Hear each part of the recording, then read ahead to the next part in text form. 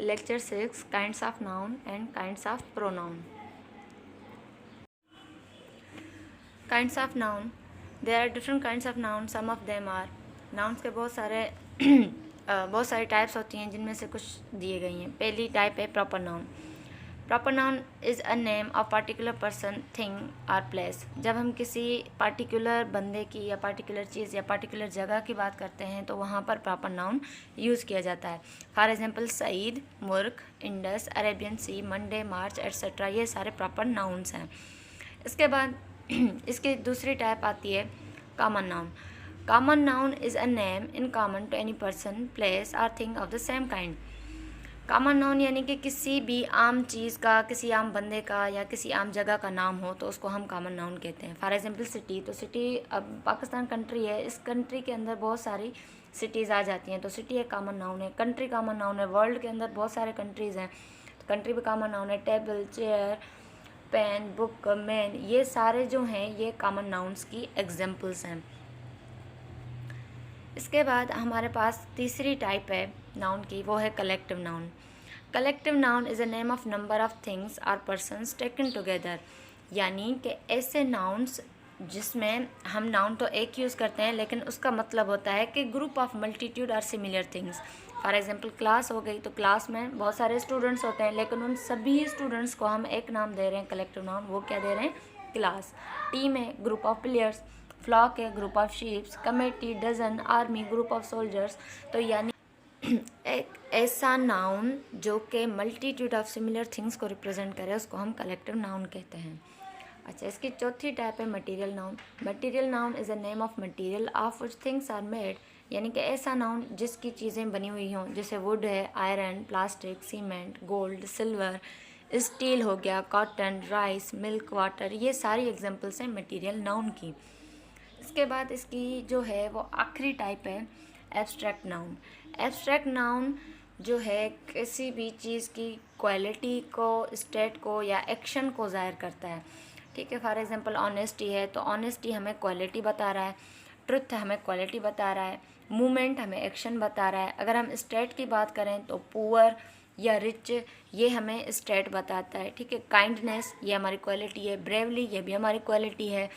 ठीक है. फाइट, ये एक्शन शो कर रहा है. यानी ऐसे नाउन्स जो कि किसी क्वालिटी को या किसी स्टेट को या किसी एक्शन को जाहिर करें, उन नाउन्स को हम कहते हैं एब्स्ट्रैक्ट नाउन. ये थी सारी नाउन्स की types.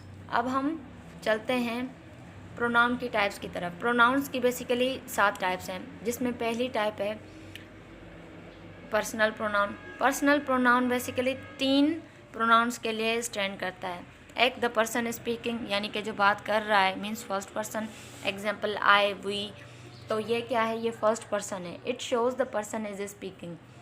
For example I, we, you, she, his, them, ये सारे पर्सनल प्रोनाउन है. पर्सनल प्रोनाउन में जैसे मैंने बताया कि 3 चीज़ें आ जाती हैं. एक फर्स्ट पर्सन जिसकी एग्जाम्पल है आई एंड वी. दूसरा है सेकंड पर्सन, यानी जिसके साथ हम बात कर रहे हैं तो यू या दो, उसके साथ हम बात करेंगे तो वो सेकंड पर्सन होगा. तीसरा है थर्ड पर्सन, यानी कि ही, शी, इट, दे, जिसके बारे में बात हो उसको थर्ड पर्सन कहा जाता है. यह था पर्सनल प्रोनाउन. अब दूसरी टाइप इसकी रिफ्लेक्सिव प्रोनाउन.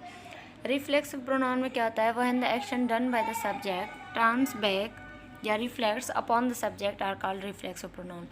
यानी कि जब एक एक्शन सब्जेक्ट करे और उसका रिजल्ट भी उसी सब्जेक्ट पर आए तो रिफ्लेक्सिव प्रोनाउन कहलाएगा. रिफ्लेक्सिव प्रोनाउन की एक बात याद रखनी है कि रिफ्लेक्सिव प्रोनाउन कैसे बनते हैं कि पॉसेसिव केस हमारे पास है तो उस पॉसेसिव केस के साथ सेल्फ वर्ड को ऐड करके हम रिफ्लेक्सिव प्रोनाउन बना सकते हैं. जैसे मैं है, मैं के साथ हमने सेल्फ ऐड किया, मैं सेल्फ बन गया. हिम है, हिम के साथ हमने सेल्फ ऐड किया, हिम सेल्फ बन गया. इस तरह से इट सेल्फ बन जाता है. इस तरह से यूअर के साथ सेल्फ हम ऐड करेंगे तो यूअर सेल्फ बन जाएगा. यह रिफ्लेक्सिव प्रोनाउन. उसके बाद तीसरी टाइप होती है demonstrative pronoun. Demonstrative pronoun is used to point out the subject to which it refer. Following are the demonstrative pronouns. For example, this is your book, that pen is mine, these books are mine, या those are your pens. तो this, that, these, those, ये सारे जो हैं demonstrative pronoun कहलाते हैं. Demonstrative pronoun जिसमें किसी सब्जेक्ट को पॉइंट आउट किया जाए उसको हम बोलते हैं डिमॉन्स्ट्रेटिव प्रोनाउन. ये थी इसकी तीसरी टाइप। अब चौथी टाइप इसकी वो है डिस्ट्रीब्यूटिव प्रोनाउन।